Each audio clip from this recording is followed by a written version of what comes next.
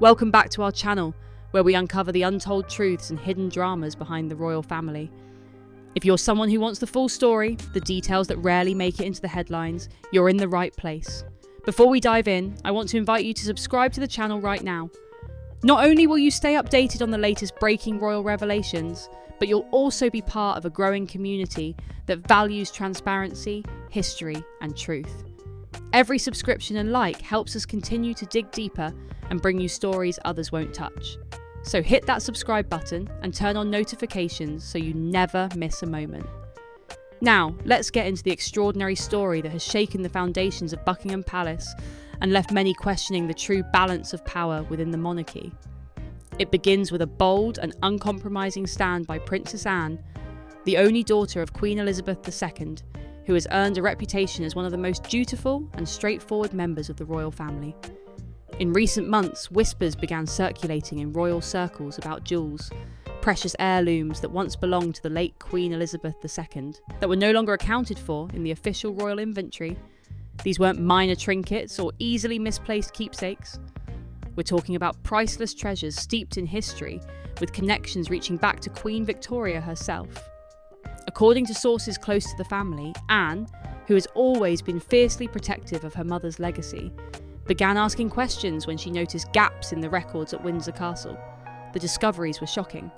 Among the missing pieces were Queen Victoria's famous diamond brooch, known for its distinctive setting and historical value, and a sapphire necklace that had been passed down through generations.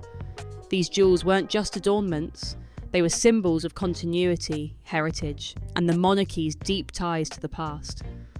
Their absence set off alarm bells for Anne, who knew how meticulously her mother had guarded these treasures during her reign.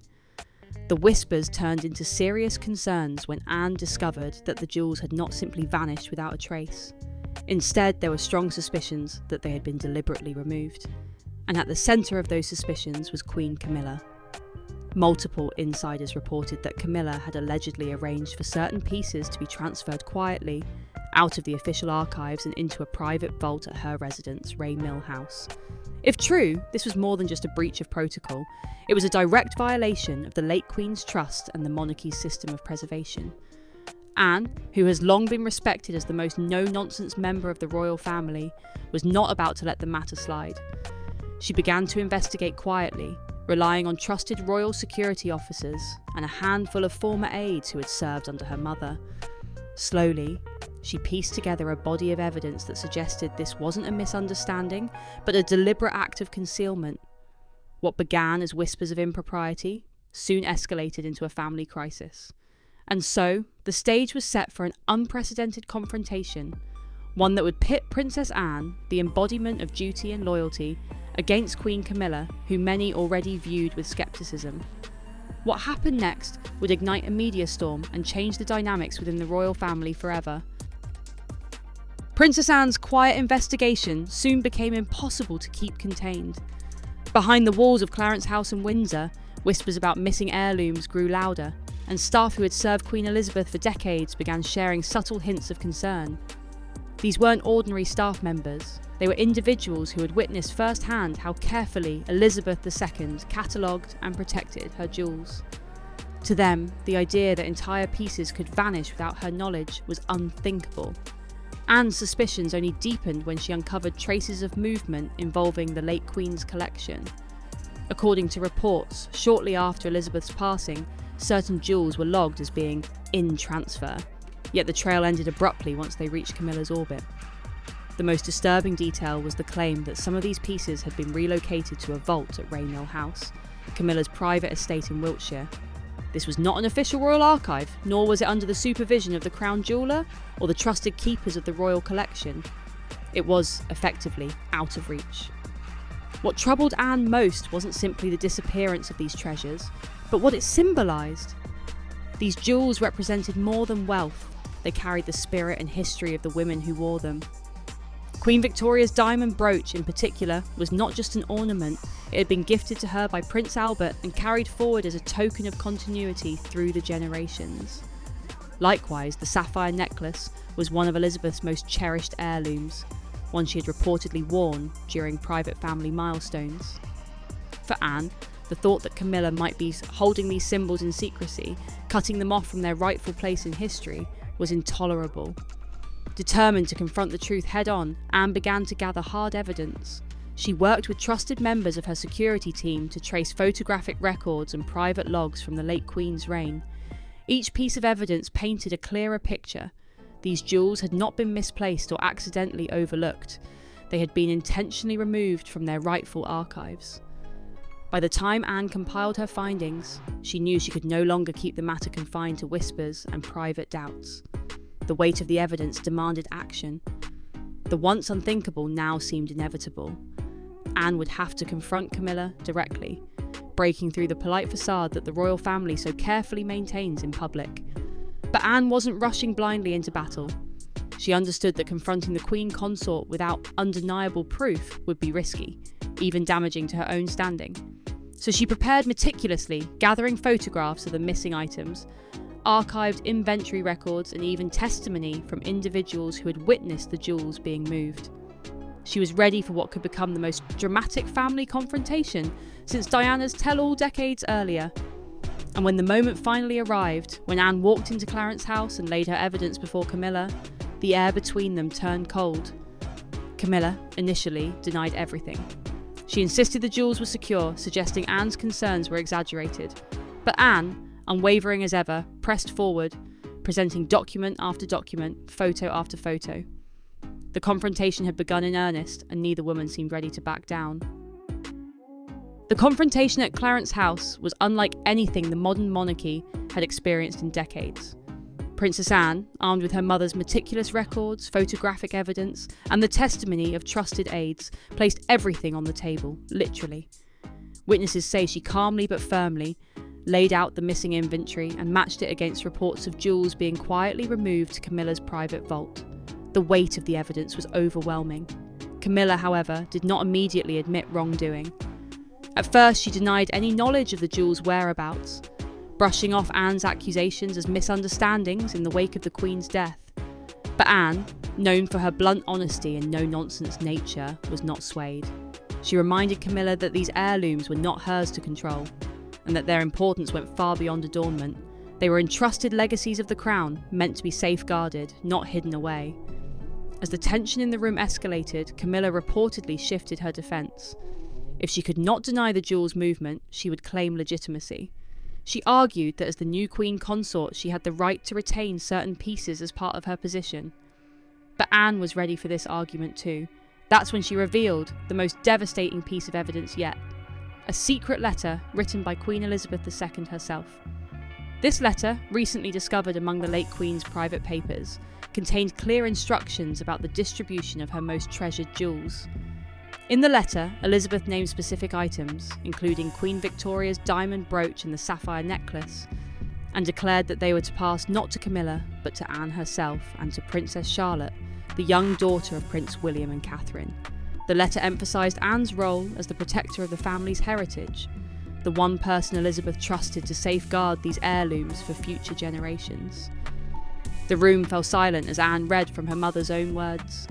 Camilla's argument collapsed under the weight of the Queen's explicit instructions. What had begun as a denial and deflection now looked like a clear act of concealment. Anne pressed the point further, telling Camilla that this was not merely about personal preference or protocol, it was about respect for the Queen's final wishes. At that moment, the stakes became even higher. News of the confrontation leaked beyond palace walls. Journalists picked up whispers of missing jewels and a bitter dispute between Anne and Camilla. The public, already sceptical of Camilla's place in the monarchy, turned against her swiftly. Headlines painted Annie as the loyal guardian of her mother's legacy, while Camilla was portrayed as secretive, opportunistic and self-serving. For the first time since becoming queen, Camilla found herself cornered.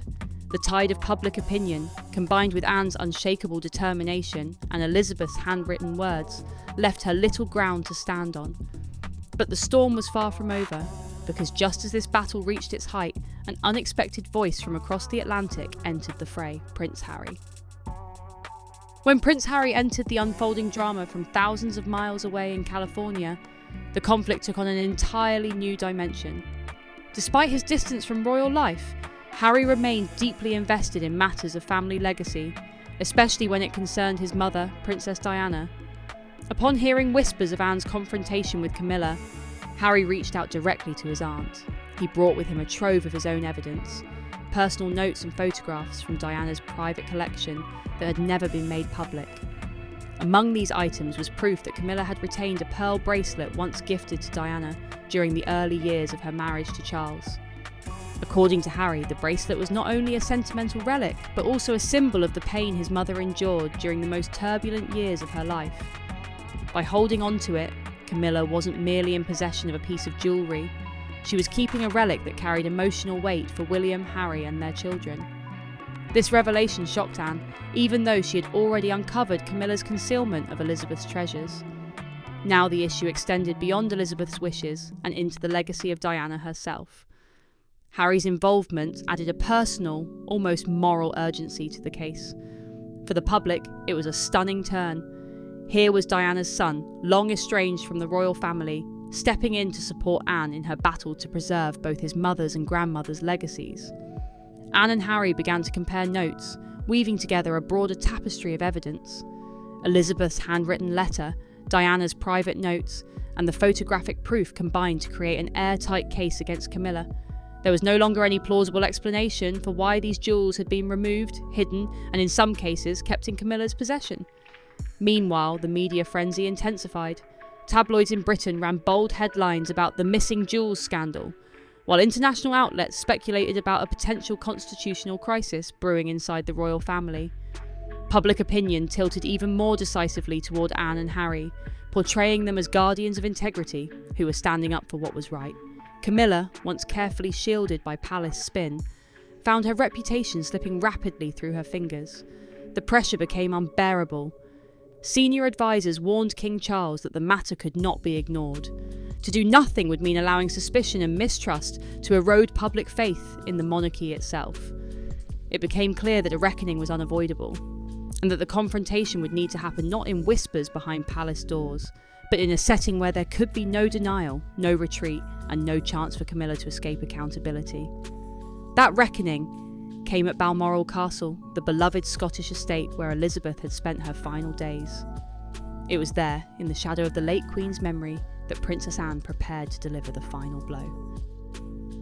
The showdown at Balmoral was as symbolic as it was decisive.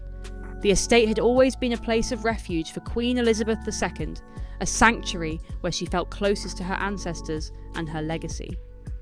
For Princess Anne, it was the perfect setting to bring the dispute to its end. She knew the late Queen's spirit lingered in every corner of Balmoral, and that her mother's wishes would carry the greatest weight there. In the presence of trusted witnesses, royal aides, senior advisors, and members of the family, Anne presented the full body of evidence. Elizabeth's handwritten letter was read aloud, detailing how specific jewels, including Queen Victoria's diamond brooch and the sapphire necklace, were to pass to Anne and Princess Charlotte. Harry's contributions were added as well, Diana's notes and photographs proving Camilla's possession of the pearl bracelet. The collective weight of this evidence was undeniable. Camilla, visibly shaken, tried once more to defend herself, insisting that as Queen Consort she had the right to hold certain pieces. But this time her words carried no power. With witnesses present, the truth laid bare, and the late Queen's explicit instructions staring her in the face, her defences crumbled. Anne pressed her case with the same resolute calm that had defined her life of service. These jewels were not personal prizes, but sacred heirlooms meant to bind the monarchy together across generations. Faced with overwhelming pressure, Camilla finally yielded. She agreed to return the jewels, but on one condition: that the matter remain private, hidden from the glare of public scandal. For Anne, the priority was restoring her mother's legacy and ensuring that the treasures were preserved for the future. She accepted Camilla's terms, though the unspoken truth remained. The royal family was now fractured in ways that could not be mended easily. Quietly, the jewels were restored to their rightful places. Queen Victoria's brooch returned to the royal collection. The sapphire necklace was safeguarded for Princess Charlotte, and Diana's pearl bracelet was documented as part of her son's inheritance. But while the physical treasures were back where they belonged, the damage to relationships within the family was not so easily repaired. Anne emerged from the ordeal with her reputation elevated, The public hailed her as a steadfast guardian of her mother's memory, a woman of principle who had defended the monarchy's integrity when others faltered. Camilla, meanwhile, was left weakened. Though she retained her title, her standing within the family and in the eyes of the world was permanently diminished. The image of her as a trusted custodian of tradition had been shattered, replaced by one of secrecy and self-interest. And so, the story of the missing jewels came to an end, not with headlines of scandal, but with a quiet restoration behind Balmoral's stone walls. Yet the cracks it revealed in the House of Windsor remain visible, a reminder that even among crowns and castles, loyalty and trust are the rarest jewels of all.